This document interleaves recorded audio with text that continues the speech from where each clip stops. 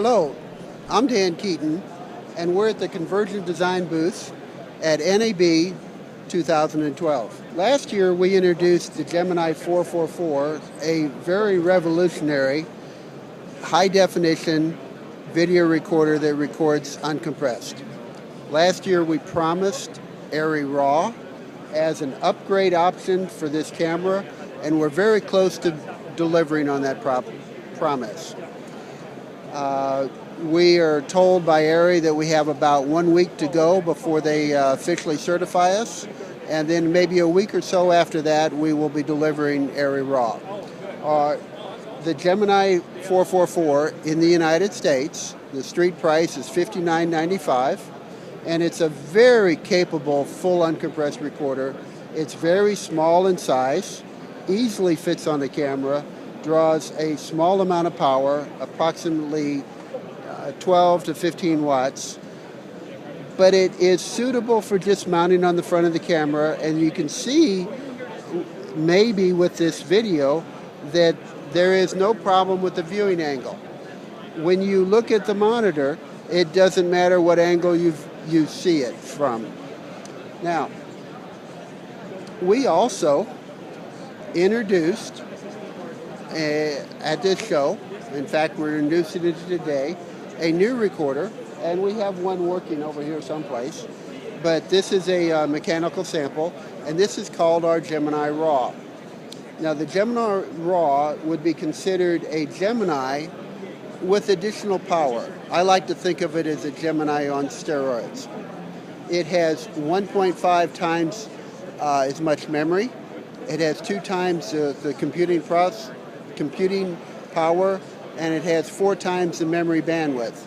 And then while the Gemini has 2 inputs, and this would be 2 single link inputs for 3D with our 3D option, or it could be dual link for when you want to record 444, or it could be 2 3G inputs. And of course it has 2 HDSDI outputs. Now on the Gemini RAW, we've just gone overboard. You have 2 inputs. Both of them can be single link or 2 dual link or 2 3Gs. And then we have 2 outputs that are also single link, dual link, 3G. And then we have 2 in the center that could either be input or output. So we could have 4 inputs and 2 outputs, or 2 inputs and 4 outputs. Now the 2 input and 4 output one is very unique. What that allows us to do is drive certain monitors, such as the 4K monitors that are fairly common these days, that require you to feed 4 single link HDSDI streams in order to feed their monitor in a full 4K mode.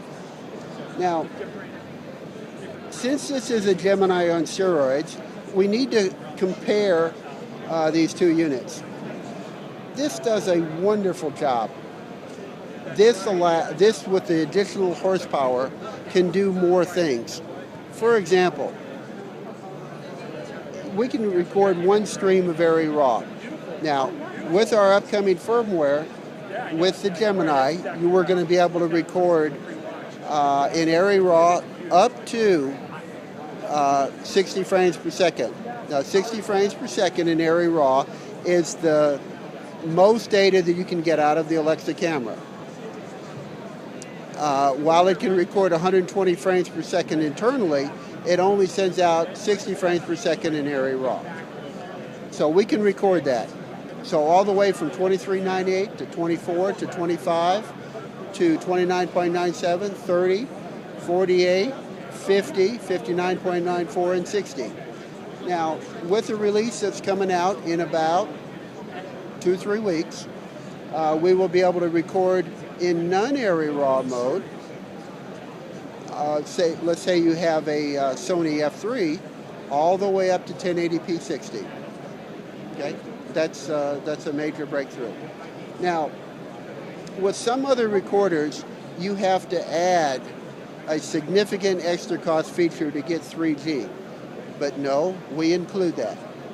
And we include the the horsepower to add 3D recording all the way up to 60p. It's already built in. Now, what physical media are you recording to? We record to SSDs. I don't have a good example here.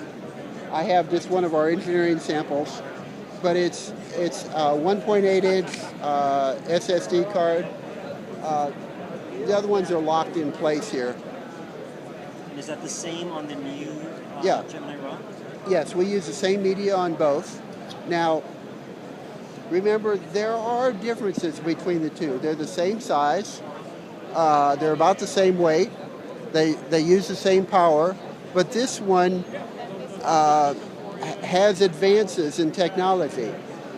We used very good components that were only available about a month before we introduced this last year, and now we're working, as the state of the art has advanced, with what's available starting in about June. We have this working, but not completely yet.